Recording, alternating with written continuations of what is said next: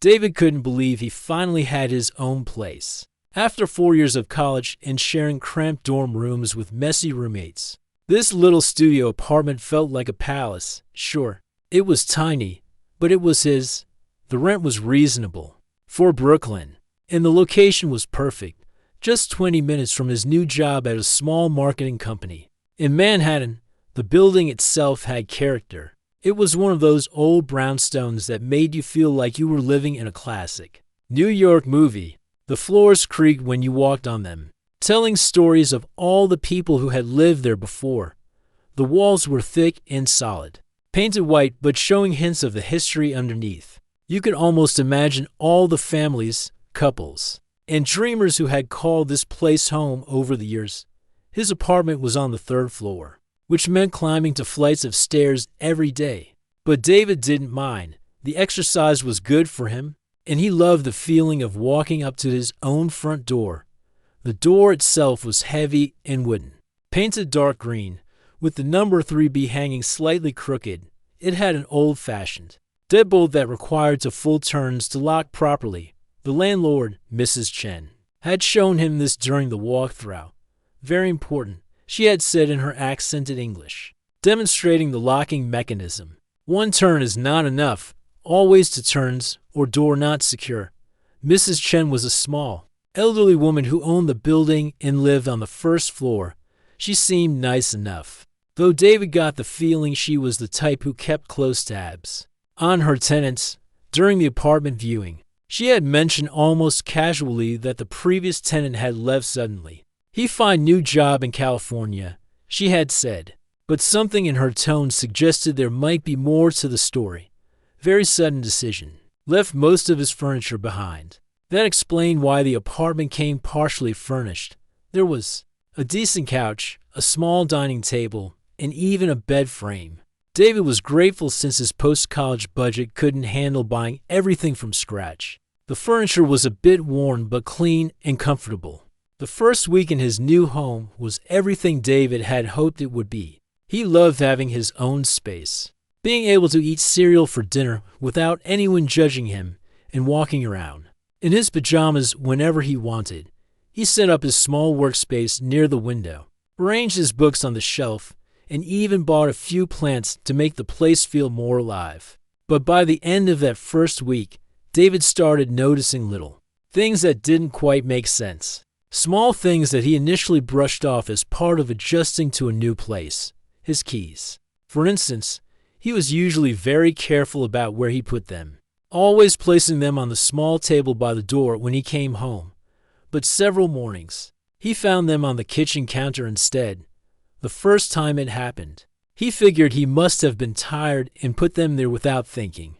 But when it happened again, and then a 3rd time, he started paying closer attention to his habits. Then there was the deadbolt. Mrs. Chen had been very clear about turning it twice, and David was careful to follow her instructions every night before bed. But on a few occasions, when he checked the door before leaving for work in the morning, he found the bolt turned only once.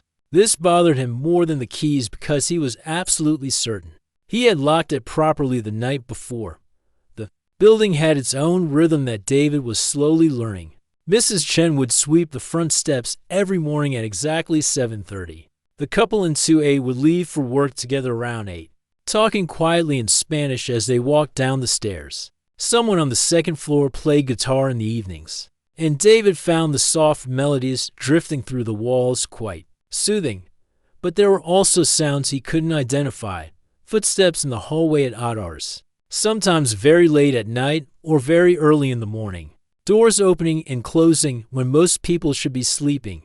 The building was old, and old buildings made noises, David reminded himself.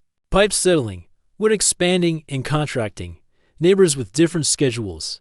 One evening, about 10 days after moving in, David decided to treat himself to his favorite Chinese takeout. He had been working hard at his new job, trying to make a good impression, and felt he deserved a small celebration. He ordered way too much food, planning to have leftovers for lunch the next day. As he sat on his couch with his feet spread out on the coffee table, David felt genuinely happy. This was exactly the kind of evening he had dreamed about during those long college years. His own place, good food, a movie queued up on his laptop, and no one to bother him. About halfway through his meal, he heard something that made him pause. It sounded like someone was trying his door handle, not knocking or ringing a bell, just quietly turning the handle back and forth, testing whether it was locked. David muted his movie and listened carefully. The sound stopped. He waited a few seconds, then heard it again, a gentle rattle of the door handle, as if someone was being very careful not to make too much noise. His heart started beating faster. Who would be trying his door handle without knocking first? Maybe it was Mrs. Chen checking on something, but that seemed unlikely at 9 o'clock at night. Maybe someone was confused about which apartment was theirs.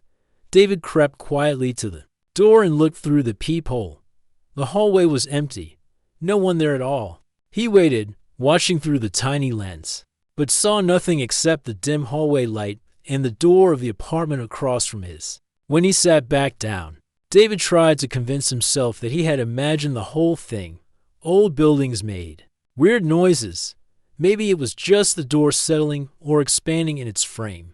Maybe a neighbor had walked by and accidentally brushed against his door. But the feeling of unease lingered for the rest of the evening. He found himself checking the locks twice before bed, making sure both turns of the deadbolt were secure.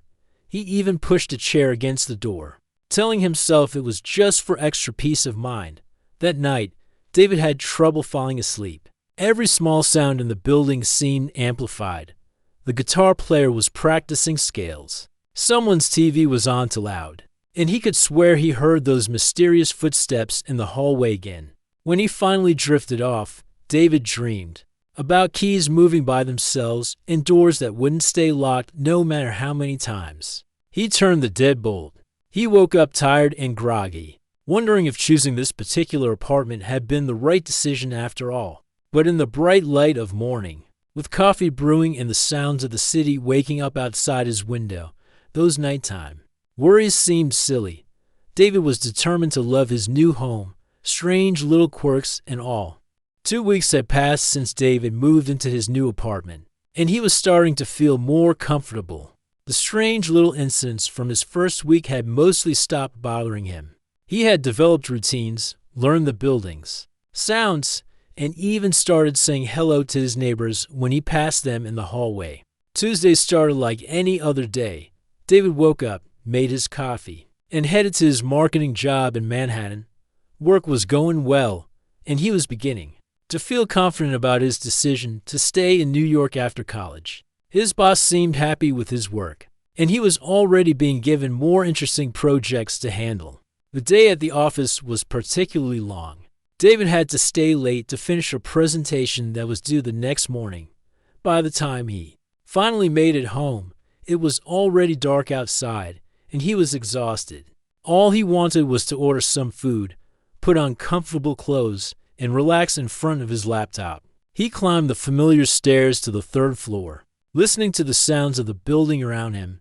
Mrs. Chen's television was on downstairs, playing what sounded like a Chinese drama. The couple in 2A was cooking something that smelled amazing, probably their usual Tuesday night stir-fry. The guitar player wasn't practicing tonight, which was unusual, but David was actually grateful for the quiet. After changing into his favorite sweatpants and an old college t-shirt, David decided to order pizza from the place down the street. He had discovered they made excellent thin crust pizza, and after his long day, he felt he deserved a treat. While waiting for the delivery, he settled onto his couch with his laptop, planning to catch up on a show he had been watching. The pizza arrived right on time, and David tipped the delivery guy generously. He was in a good mood despite being tired, looking forward to a peaceful evening at home. He opened the pizza box on his coffee table, grabbed a slice, and started his show. About an hour into his quiet evening, around 9 o'clock, David heard a soft knock at his door. It was gentle, almost hesitant, not like the confident knock of a delivery person or the firm rap of a neighbor with a complaint. David paused his show and listened. The knock came again, just as soft as before. He wasn't expecting anyone, and visitors were rare in his new building. Most people minded their own business, which David actually appreciated.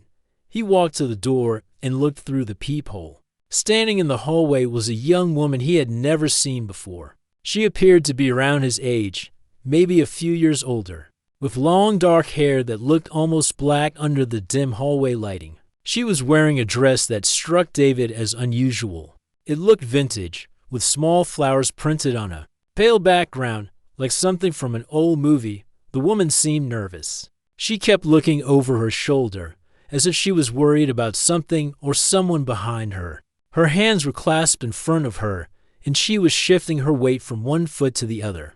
"Can I help you?" David called through the door. He kept his voice friendly, but didn't reach for the locks. Something about the situation felt off, though he couldn't put his finger on exactly what it was. "Please."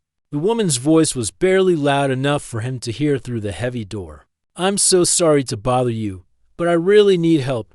My phone died, and I'm locked out of my apartment. Could I please use your phone to call someone?" David hesitated. The woman sounded genuinely distressed, and part of him wanted to help, but his instincts were telling him to be careful. He had learned to trust those instincts, especially living in a big city where you never knew who you might encounter. "There's a bodega downstairs," David replied, trying to sound helpful but firm. "The owner is really nice, and I'm sure he would let you use their phone. They stay open pretty late. I tried there already," the woman said, and David thought he heard a slight change in her tone. "They said their phone wasn't working. Please. I just need 5 minutes. I can pay you for the trouble." Something about her response bothered David. He had been to that bodega many times, and their phone always worked fine. The owner used it constantly to call suppliers and talk to his family. Why would she lie about something so small and easily checked?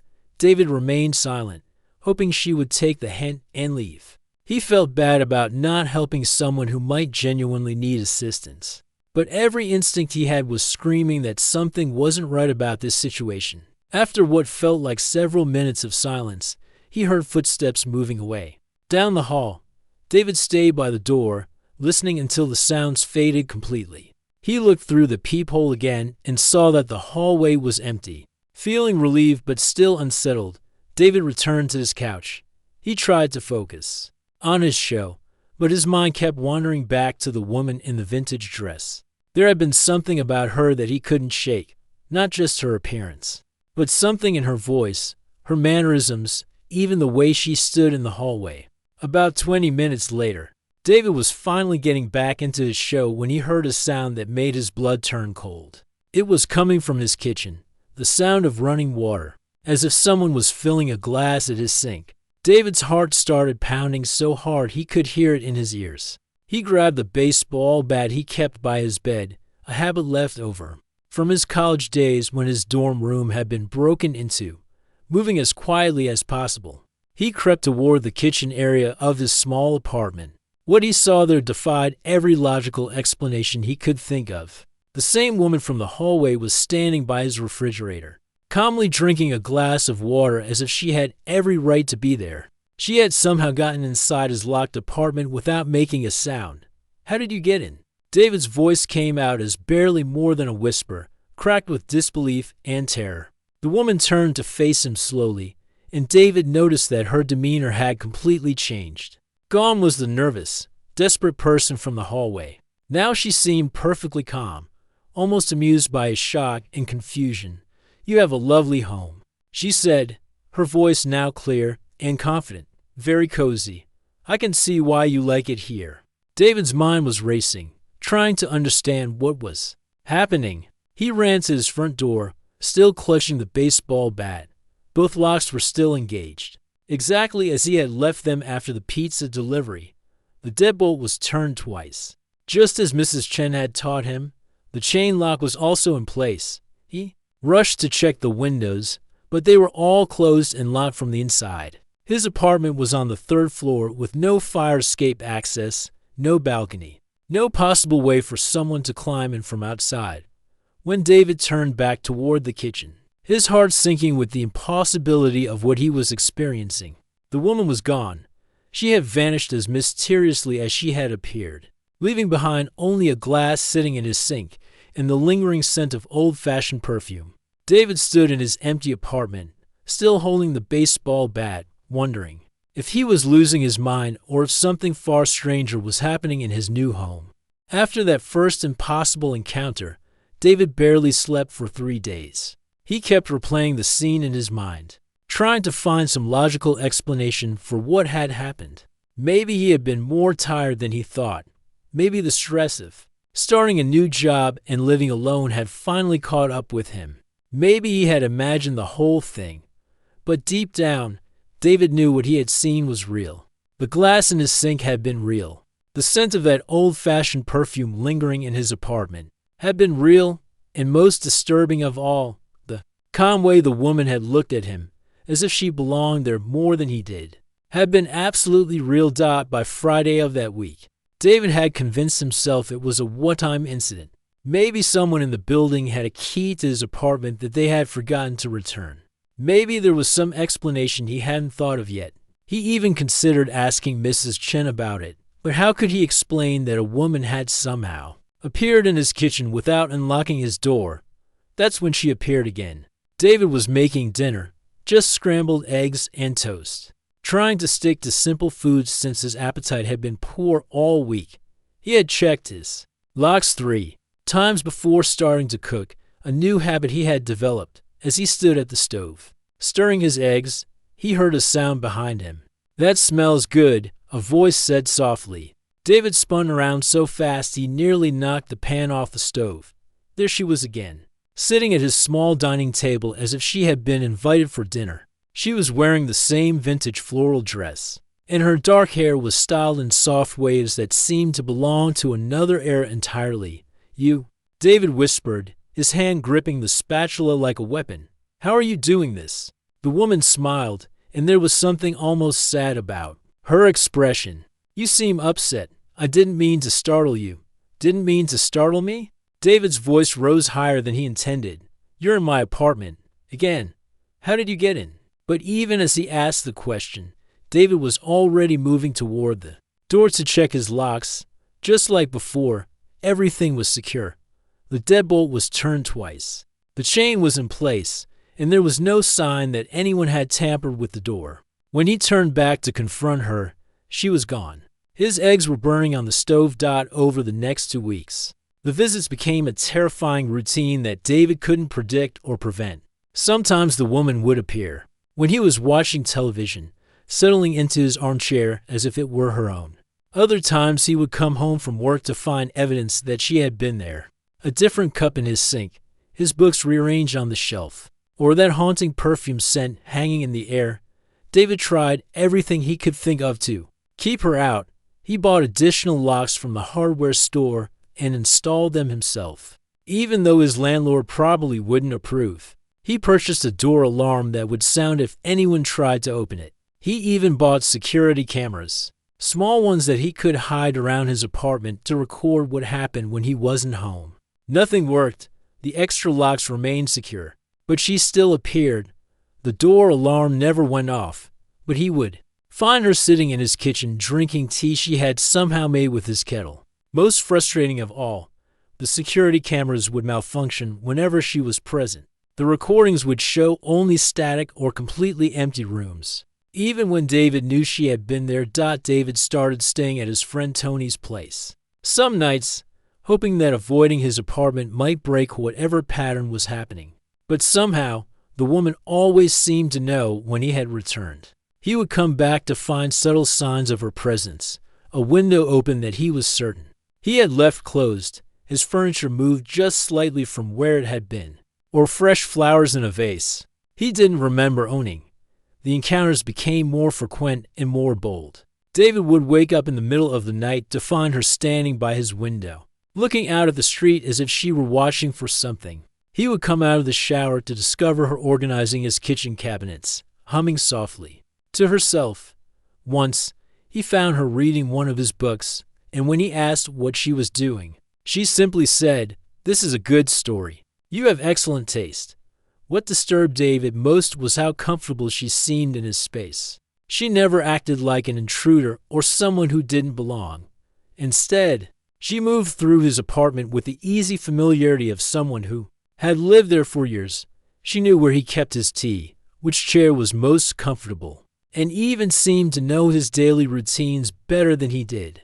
The woman rarely spoke much during these visits, but when she did, her comments were strange and unsettling. She would mention things about his childhood that he had never told anyone, or make observations about his fears and dreams that seemed impossibly accurate. Once, when David was particularly frustrated and demanded to know what she wanted, she simply said, "Some doors can't keep out what belongs inside."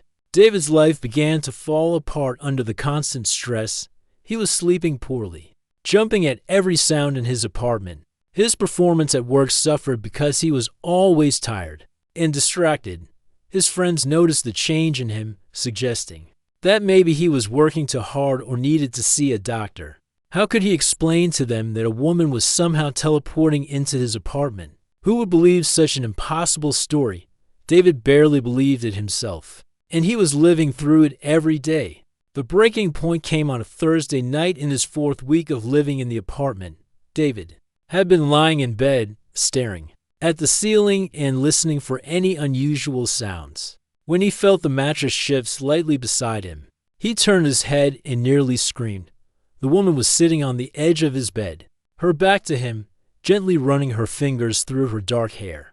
In the dim light from the street lamp outside his window, she looked almost transparent, like a photograph that was slowly fading away. "Sweet dreams, David," she whispered without turning around, her voice so soft it was barely audible. Before David could move or speak, she was gone, leaving behind only the impression of where she had been sitting and that ever-present scent of vintage perfume. David lay awake for the rest of the night, staring at that empty space on his bed and wondering if he was slowly losing his mind, or if something far stranger was happening in his new home. By morning, David knew he couldn't continue living like this. He needed answers, and he needed them soon, before whatever was happening to him destroyed his sanity completely. David couldn't take it anymore. The sleepless nights, the constant fear, and the feeling that his own home had been invaded by something he couldn't understand were driving him to the edge of a breakdown. He had to find answers, no matter how crazy they might sound. The next morning, after another restless night, David decided to start with Mrs. Chen.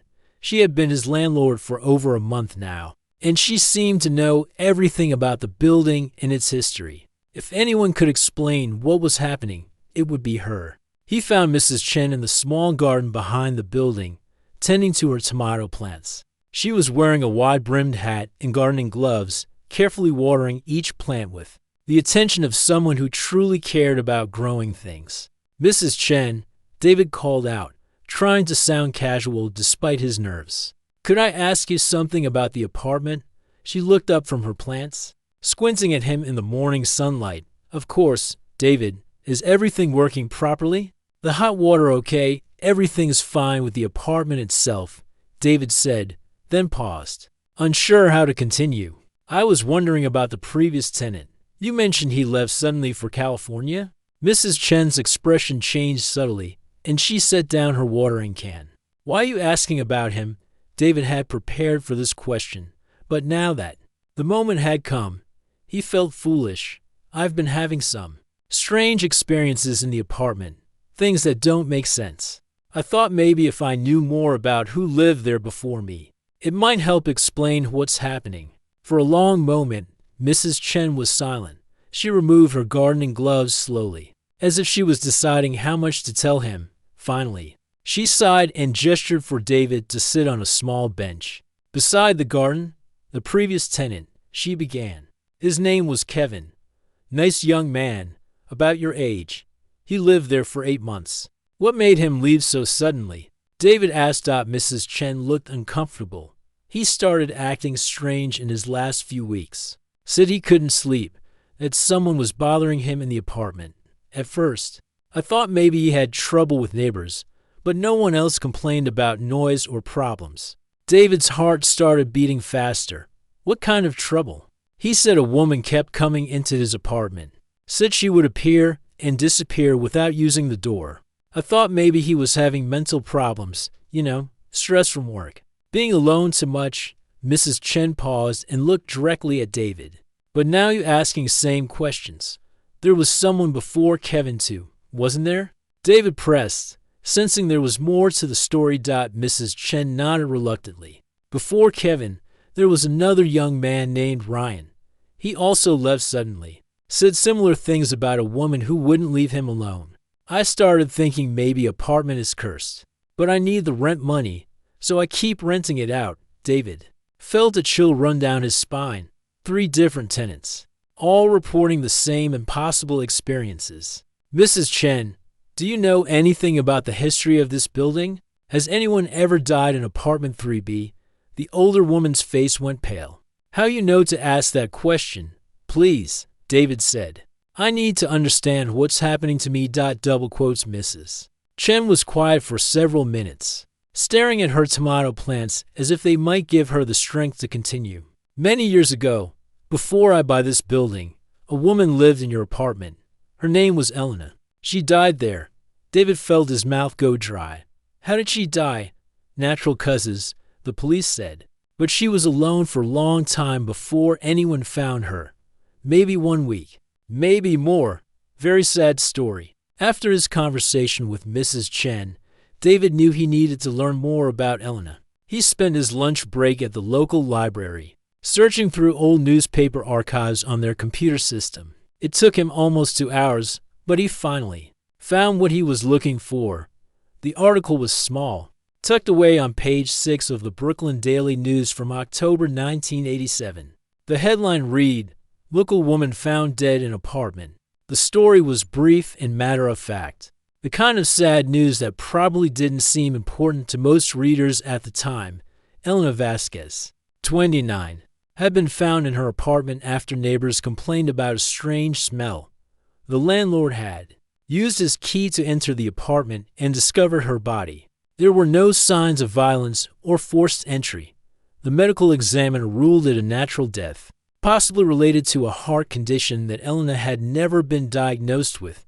But it was the final paragraph that made David's hands shake as he read it. Miss Vasquez had no known family in the area and few friends.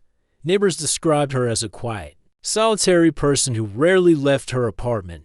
One neighbor mentioned that Elena often spoke about feeling at home in the building for the first time in her life. David printed the article and continued searching. He found Elena's obituary, which provided a bit more information. She had one surviving sister named Rosa who lived in Queens. The obituary mentioned that Elena had struggled with loneliness throughout her life and had been thrilled to finally find an apartment that felt like home. Finding Rosa took some detective work, but David eventually located her phone number through online directories. When he called her, explaining that he was the current tenant of Elena's former apartment, there was a long silence on the other end of the line. "Why are you calling me about Elena?" Rosa finally asked, her voice suspicious. David took a deep breath and decided to be honest. "I've been having experiences in the apartment that I can't explain. A woman keeps appearing there, and I think it might be Elena." Another long silence. Then Rosa's voice, quieter now. "What does she look like?" David described the woman who had been visiting his apartment, the dark hair, the vintage floral dress, the way she carried herself with old-fashioned grace. As he spoke, he heard Rosa gasp softly. "That's her," Rosa whispered. "That's exactly how Elena dressed, how she looked. She always wore those old-style dresses, so modern clothes never felt right on her." "Can you tell me more about her?" David asked gently. Rosa agreed to meet him the next day at a coffee shop in Queens. When David arrived, he immediately recognized the family resemblance. Rosa had the same dark hair as Elena, though hers was streaked with gray now, and the same gentle features. "Elena was always different," Rosa began, stirring her coffee nervously. "Even when we were children, she seemed to exist in her own world.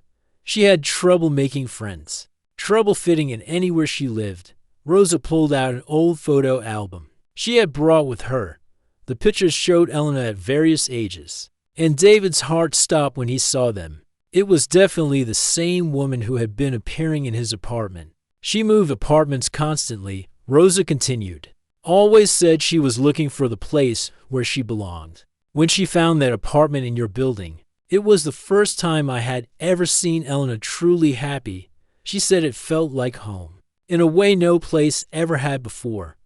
What happened to her? David asked. Rosa's eyes filled with tears. Elena was always fragile, but she got worse after she moved into that apartment. She became obsessed with the idea of never leaving. Said she finally understood what it meant to belong somewhere. She rarely went out, barely ate, just sat in that apartment like she was afraid it would disappear if she left. When she died, Rosa continued, I went to clean out her things. The apartment felt so heavy, so sad. Elena had written in her diary about how she would never leave that place. Even if she died, I thought it was just the writing of a lonely, sick woman.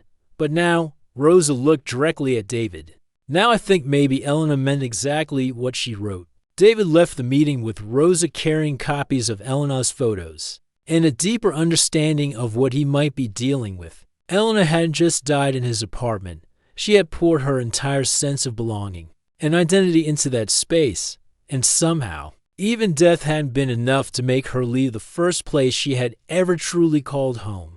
Armed with Elena's photos and her tragic story, David returned to his apartment that evening with a completely different mindset. For weeks, he had been terrified of the woman who kept appearing in his home. Now, knowing who she was and understanding her pain, he felt something unexpected, compassion. David spread Elena's photographs across his kitchen table, along with copies of the newspaper articles and notes from his conversation with Rosa. He wasn't sure what he planned to do, but somehow, having this information made him feel more prepared for whatever might happen next. He didn't have to wait long. Around 8 o'clock, as David was making himself a simple dinner of pasta and tomato sauce, he felt that familiar shift in the air that always preceded Elena's appearances. Instead of feeling afraid, he took a deep breath and continued stirring his pasta. Elena, he said softly, not turning around. I know that's your name now. When David finally turned around, Elena was sitting at the kitchen table, staring at her own photographs with an expression of deep sadness. For the first time since these encounters began, she looked vulnerable and uncertain rather than mysteriously confident. You've been busy, Elena said, her voice barely above a whisper. She picked up one of the photos, a picture of herself smiling, outside the apartment building shortly after she had moved in. I remember when Rosa took this picture. I was so happy that day. David turned off the stove and sat down across from her. I met Rosa yesterday. She told me about you, about how much this place meant to you. Elena's eyes filled with tears, though David noticed they seemed to shimmer and fade rather than fall. Normally, you talk to my sister. How is she? Is she well? She's fine, David said gently. She misses you. She's worried about you. Even now, Elena repeated. Looking around the apartment, I suppose she knows what I've become, what I've been doing to the people who live here. David leaned forward slightly. Elena, why are you still here? What's keeping you in this apartment? Elena was quiet for a long time, her fingers tracing the edges of the photographs. When she finally spoke, her voice was filled with a loneliness so deep that David felt his heart ache for her. I spent my whole life looking for a place where I belong, she began. Every apartment I lived in, every room I rented, they all felt temporary, like I was just passing through. But this place. Elena looked around the small apartment with genuine love in her eyes. This place felt like home from the moment I walked in. For the first time in my life, I felt like I was exactly where I was supposed to be. But you died here, David said carefully. Doesn't that make you want to leave? Elena shook her head. When I died, I thought I would lose everything, the feeling of belonging, the sense of home I had finally found. But instead, I discovered I could stay. I could remain in the one place that had ever truly felt like mine. But what about the people who live here after you? David asked. Kevin and Ryan, and now me. Don't you realize how frightening this is for us? Elena's expression crumpled with guilt. I never meant to scare anyone. When people move into my home, I get excited. It reminds me of what it felt like to be alive, to share a space with someone. But I understand now that I've been selfish. David felt a wave of sympathy for Elena. But he also knew he couldn't continue living in fear. Elena, this can't go on. You're keeping yourself trapped here, and you're making it impossible for anyone else to live peacefully in this apartment. I know, Elena whispered, but I'm so afraid that if I leave, I'll lose the only sense of home I've ever had. What if I disappear completely? What if there's nothing else for me? David thought about everything Rosa had told him about Elena's life, her constant searching, her loneliness, her desperate need to belong somewhere. An idea began forming in his mind. What if home isn't really about a place? David suggested. What if it's about feeling at peace with yourself? Elena looked at him with confusion. I don't understand. Rosa told me you spent your whole life looking for somewhere to belong, but maybe you were looking in the wrong places. Maybe home was never about finding the perfect apartment or the perfect room. Maybe it was about accepting yourself and finding peace within your own heart. Elena stared at him for a long moment. But this apartment made me feel that peace. Did it really? David asked gently. Or did you finally give yourself permission to feel at home because you were tired of searching? Elena was quiet, considering his words. David could see something changing in her expression. A dawning understanding that seemed to surprise her. You know, Elena said slowly, the happiest I ever felt in this apartment wasn't because of the walls or the rooms. It was because I finally stopped fighting myself, stopped telling myself I didn't deserve to belong anywhere. David nodded encouragingly. And you can take that feeling with you anywhere, Elena. You don't need this apartment to feel at home. You just needed to learn that you deserve to belong somewhere. And you already learned that lesson. Over the next hour, David and Elena talked like old friends. She told him stories about her life, her dreams, and her fears. David shared his own experiences of leaving college and trying to find his place in the world. For the first time since the encounters began, Elena seemed truly at peace. As their conversation continued, David noticed that Elena was becoming less solid, more translucent. She seemed to be fading gradually, but not in a frightening way. Instead, she looked like someone who was finally ready to let go of a burden she had been carrying for too long. I think I understand now, Elena said, her voice growing softer. Home isn't a place you find. It's a feeling you carry with you, and I've been carrying that feeling all along, even before I found this apartment. Exactly, David said. And now you can take it with you wherever you go next. Elena smiled. And for the first time, her smile was completely peaceful. Thank you, David. You've given me something I never had when I was alive, a friend who helped me understand what I really needed. She stood up from the table, and David could see she was becoming more transparent by the moment. But instead of being frightening, it felt like watching someone finally find the rest they had been seeking for decades. Will you tell Rosa that I'm okay now? Elena asked. Tell her I found my way home. And it wasn't what either of us expected. I will, David promised. Elena looked around the apartment one last time, but instead of the possessive love she had shown before, her expression was one of gratitude and goodbye. Take care of this place, she said. It's a good home for someone who's ready to make it their own. With that, Elena faded away completely, leaving behind only a sense of peace and the faint scent of flowers, not the heavy, haunting perfume from before, but something light and fresh, like spring air. David sat alone in his apartment, surrounded by Elena's photographs and feeling more at home than he ever had before. He understood now that Elena hadn't been haunting his apartment. She had been protecting it, keeping it safe for someone who would appreciate it the way she had. That night, David slept peacefully for the first time since moving in. Elena never appeared again, but sometimes, on quiet evenings, David would raise his coffee cup in a small toast to his unusual former roommate, grateful for the lesson she had taught him about home, belonging, and the power of human compassion.